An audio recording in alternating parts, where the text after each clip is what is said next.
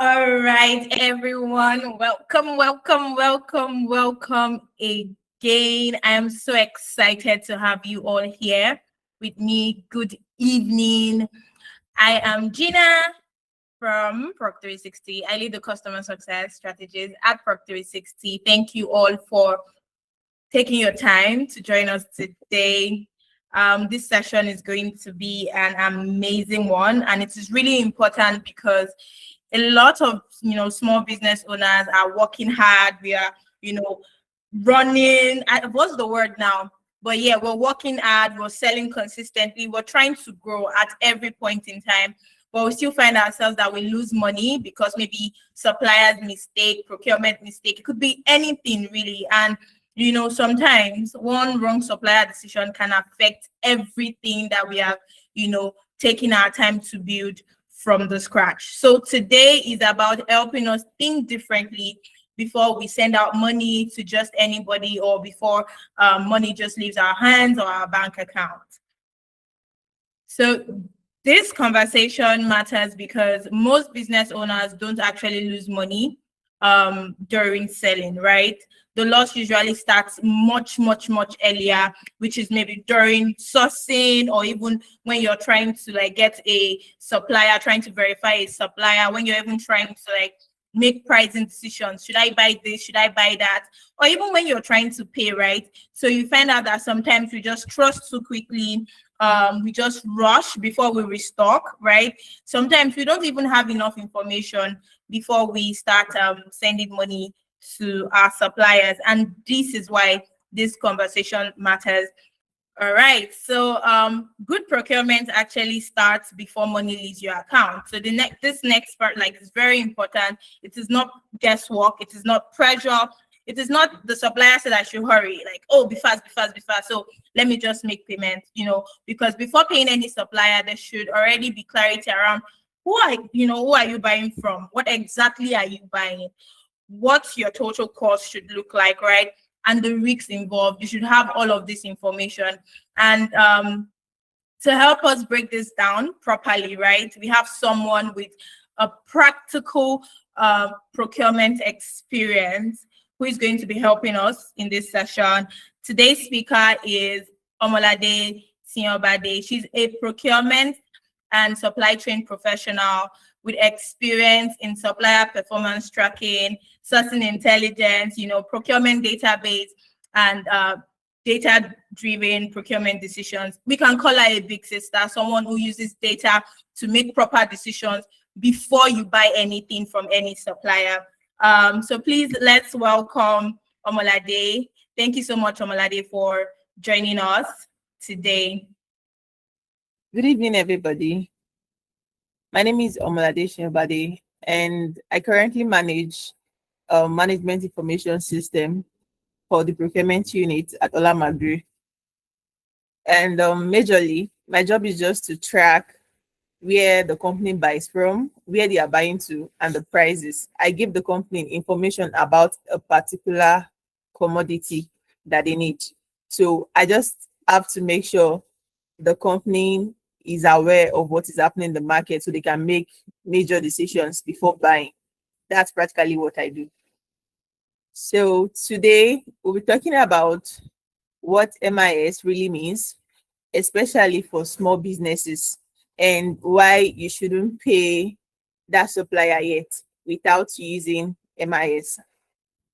So a lot of times when small business owners are talking about losing money, and I'm trying to focus on importers now, they mostly talk about customs and import duty, fluctuation in the exchange rates, prices, like maybe there is spike in prices in the supplier. They think that is why they are losing money. But in major sense, the reason why they are losing money and the bigger business are not losing money, why facing same thing, is just the information gap.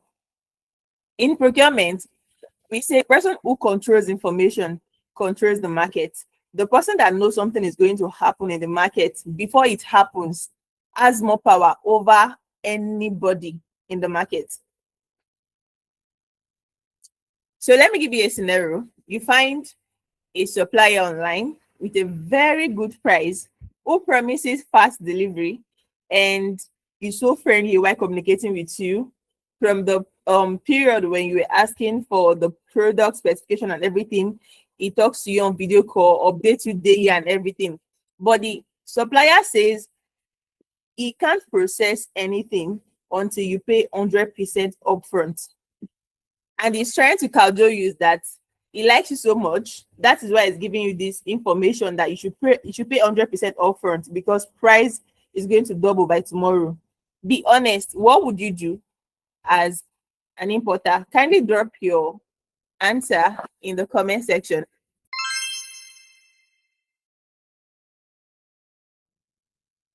So what would you do? Would you go ahead to pay? What would you do?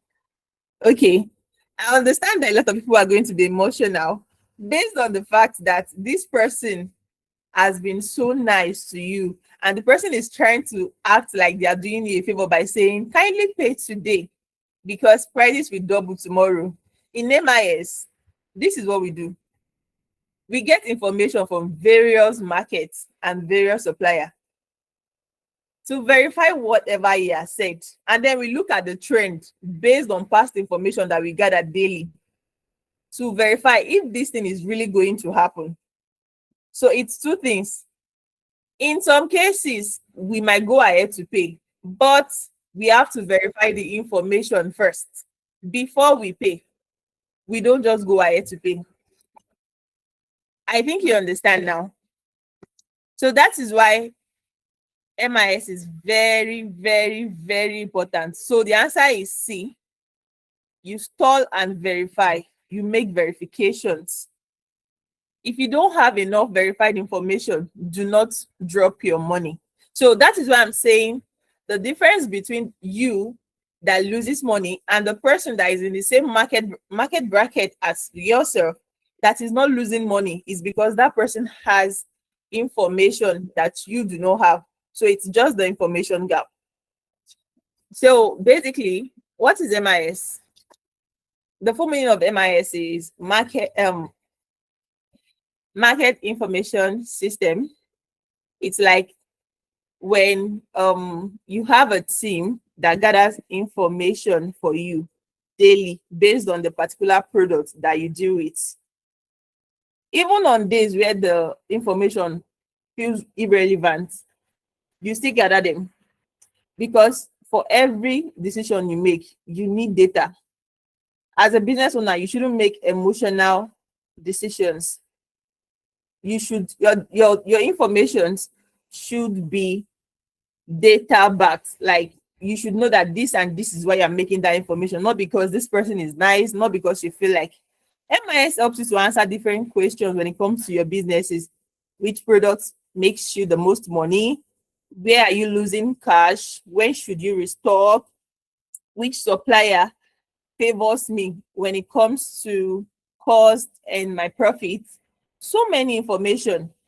In fact, sometimes there are little things that we overlook that at the end of the day, MIS gives you an update. For example, you might think a particular supplier is selling for you lesser, but when you do the cumulative average at the end of the month, you realize that the other one that might not be looking so fair is the one that is actually favoring you in terms of cost. So instead of just making decisions based on this is what I feel or based on one-time occurrence, MIS helps you to gather enough data for you to make information at the end of the day.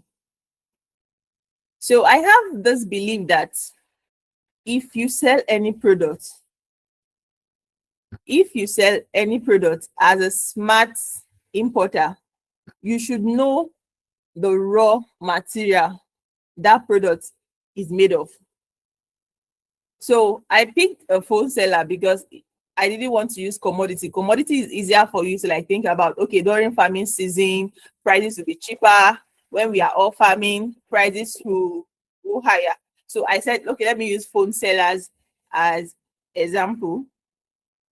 For phone sellers, they should actually be more concerned about the lithium global market. Anything that has to do with lithium They should be concerned about the region where the raw material is. If anything happens to that region, they should be aware. They should be aware about the people that makes major decisions when it comes to lithium. And I'm talking about the countries that buy more lithium. You should literally follow them back to back. You should be aware of the seasonal demand, when lithium is more expensive or not. So now let me come to the one that we will understand as Nigeria. Imagine you sell oil. Yes, you sell groundnut oil. You should be aware of the period when groundnut is planted. You should be aware of the period when groundnut is harvested, and you should be aware of the season where groundnut farmers take breaks, because that is the period where prices will skyrocket. So this is why I would always advise you, as someone that does business, to know the raw material of your business. If you sell bag, be vast when it comes to the leather global market. Know what is happening with the leather global market. When it comes to procurement, as someone that does business, it's not just about finding supplier, then you talk to the supplier about price, then the next thing you pay, then you wait. No. When you find a supplier, gather information about that supplier. Gather information about the market that supplier is. Gather information from other suppliers, even if you're not going to buy from them. Gather information. Like, you might think, why am I troubling myself? But gather so much information about the supplier and the product. Get to know, you should know that products have three, what is it called? When it comes to products, we have three kind of products, like the ones that are quality, the one that are like middle, and then the one that have low quality. Gather so much information, verify, analyze your data, compare and contrast. Don't be emotional. You are spending your money. You shouldn't be like, oh, this supplier has tried a lot. He has given me a lot of information. He has done. Analyze, then you control your risk before you pay. If you're a business person, please, the first thing you should do is take emotions out when you're procuring. Deal with data, facts. After you found the supplier, the next thing you should decide is, or before you even find a supplier, the next thing you should decide is how you are going to fact check the supplier. If it's a Nigeria supplier, ask for their RC number. They should be registered, of course. Go on the website, type the number in. If it's an international supplier, request for a valid business license. If you feel okay, you are not so vast with their website, use a local agent in that country for physical verification. They should go to the warehouse. And when they give you account to pay into, if the account does not match with what is on their business license, I don't think you should be so fast to pay. A mismatch in procurement, if your account number is not matching with your business name in procurement, it's a red flag. And do not fall for the I have several businesses and you have to pay to this. No, you should be clear about your verification. So when you've done your verification, now you decide, is it time for me to restock? You do not just restock because your stock is almost finished, or one fast money just came into your account and you feel, oh, let me use it to get stocks, or because the supplier is available for you. No. There is a formula we use in restocking in procurement. Based on our weekly sales, for example, if you sell 100 bags weekly, that's your weekly sales. If you sell 30 bags weekly, that's your weekly sales. And if your sales is not like same every week, you take an average. You take an average for several weeks, then that is how you decide your weekly sales. Multiply by your lead time. Lead time is literally the time it takes you to process your order for it to get to where you are. So the time it takes you to process to get to the shipping point before it gets to where you are, that's literally your lead time. Now, buffer depends. The buffer, it's the time frame that you give yourself, that in case anything happens, for example, if you procure during festive period, you should know that at that period, to clear your goods at the port will be delayed a bit. You should be able to put that into consideration. That is your buffer period. So you multiply your weekly sales by your lead time. Like I said, your lead time is the time it takes for your goods to get to you from your supplier. Then you add whatever you get with the buffer. The buffer time is like a percentage of weekly sales multiplied by the lead time. I will come again. Your weekly sales is literally the average of what you sell weekly. Your lead time is the time it takes for your goods to get to your doorstep from your supplier. You multiply both. Now, your buffer is a percentage of the answer that you get. For example, if you multiply your weekly sales by lead time and it gives you 1,000, you could say, okay, or it gives you like 100. Let's say 100. Let's be realistic. It gives you 100. You can say your buffer time is like 10% of that 100. Then you add it to the 100.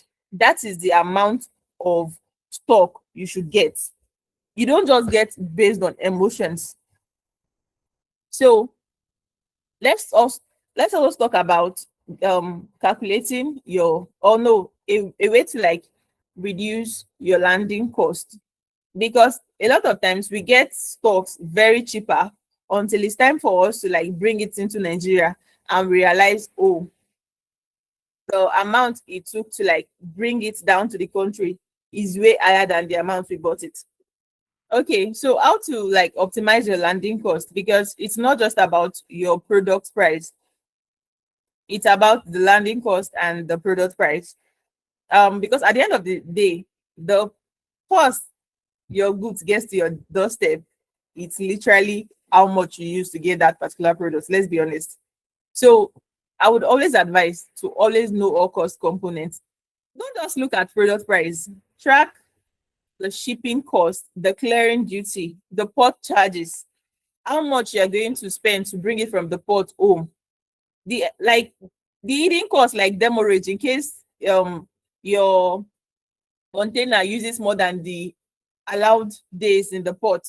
Calculate that before you make that payment. Be sure that, okay, I'm not at loss. Don't just say, oh, this particular product is very cheap. Then it's time for you to like bring it down to Nigeria, and then you're realizing that, oh, you're going to run at loss. So after you've like gotten a good supplier, you've gotten a good price, I would always advise calculate your landing cost. For shipping, to optimize your shipping fee, I would always advise that you should consolidate shipments. Buy everything you want to buy from several suppliers and send it to your country in bulk. Secondly, the higher quantity you buy, then there is balance in you sending it across. Thirdly, always negotiate with suppliers. When the supplier is the one handling your shipment for you, when they give you a price, don't just go with it.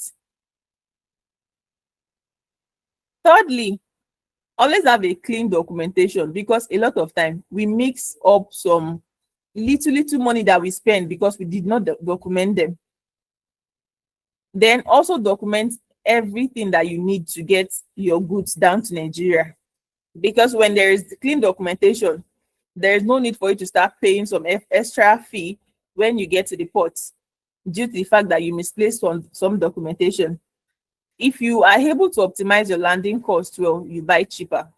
Although when it comes to the logistics aspect of procurement, all I do is just track prices and give the logistics team information of whatever they need in that country. But these are steps that I know that they follow. Don't just ask, how much is this product? Always ask how much it really costs. It will really cost you to land that product in your country. The smart importer is not the one who buys the cheapest, but the one who buys at the right time, at the right cost, and with the right system. Thank you very much.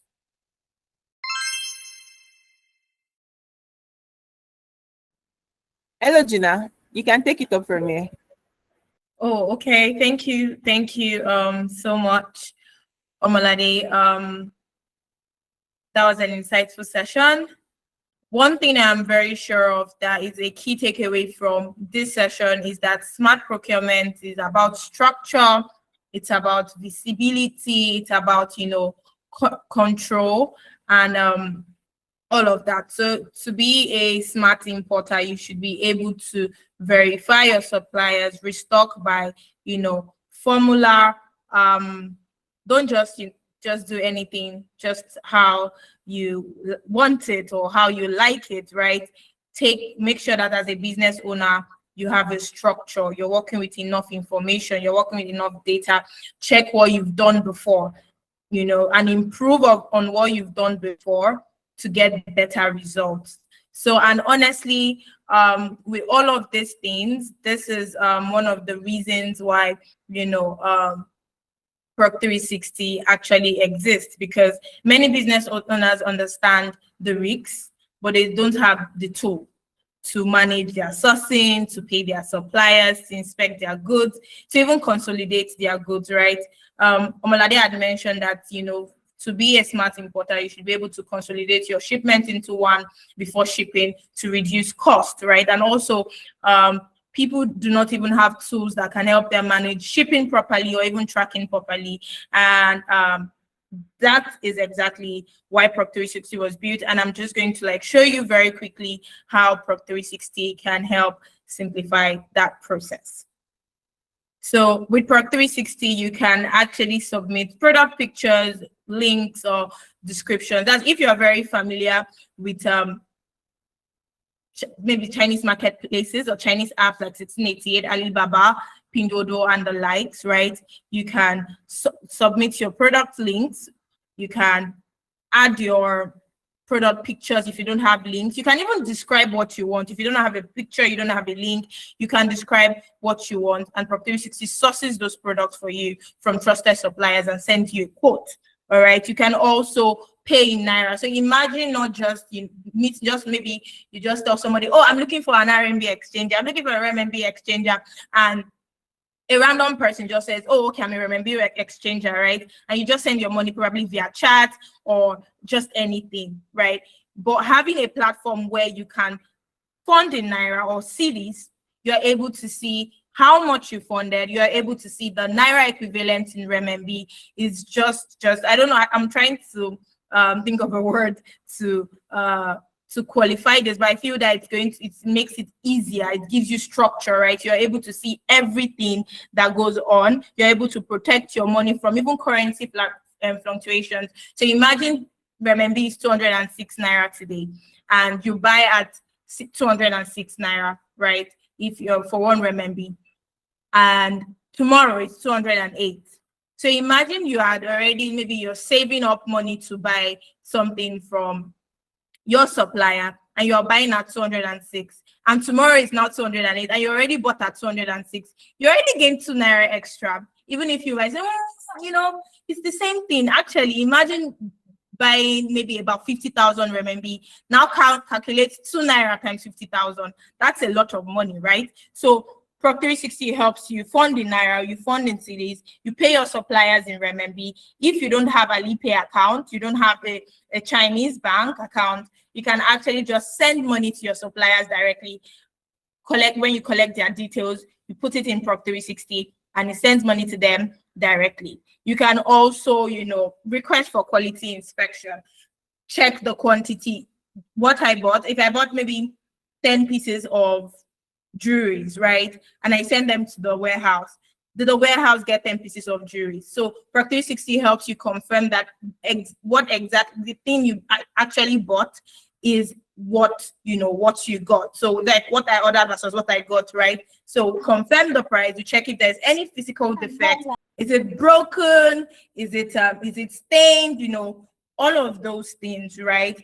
Also storing your goods for 30 days extra. So we understand that as business owners, we might want to stock up, pile up goods so that we don't just ship in small quantities, right? So Proc 360 has a warehouse in China that allows you to store up goods for 30 days free.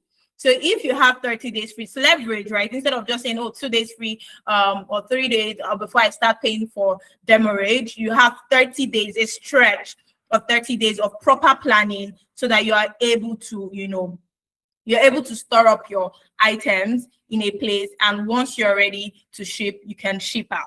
You'll also consolidate, Procurement also consolidates and ships, combines all of your shipments. So buying from different suppliers, you're not buying from one supplier, you buy from different suppliers, and everything is brought to a place.